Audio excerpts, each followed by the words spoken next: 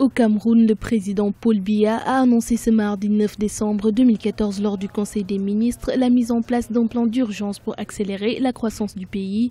Il devrait être lancé avant la fin du premier trimestre 2015 pour un coût estimé à près de 925 milliards de francs CFA. Le nouveau plan d'urgence devrait toucher plusieurs secteurs de l'économie, notamment l'agriculture, la santé, l'élevage, les infrastructures routières, l'eau, l'énergie et la sécurité.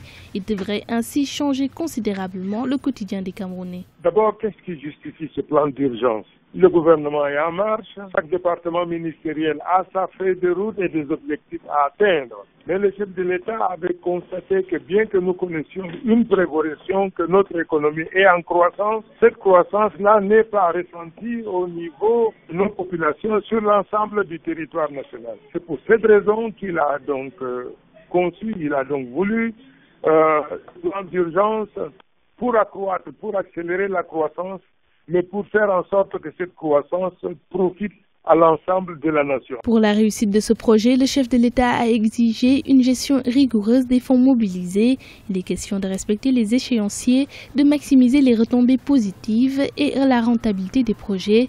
Il a également appelé le gouvernement à rationaliser ses dépenses et d'améliorer leur qualité dans un contexte international marqué par la rareté des ressources financières, dit-il. Le chef de l'État a instruit dans ce gouvernement, d'abord dans un premier temps, pour l'amélioration de la qualité de la dépense.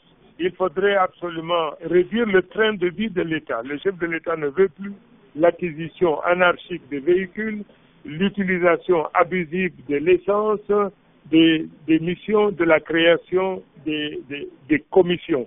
Toutes choses qui sont des choses budgétivores. C'est pourquoi le chef de l'État a voulu que son gouvernement conçoive ce plan d'urgence qui a été élaboré et tous les ministres techniques concernés ont la responsabilité de la traduction concrète dans les faits de ce plan d'urgence. Le secteur privé est aussi appelé à participer à la mise en œuvre du plan d'urgence. Les détails du projet seront connus dans les prochaines semaines. Le Cameroun, qui a connu une croissance du PIB de 4,9% en 2013, devrait atteindre les 5,5% en 2014.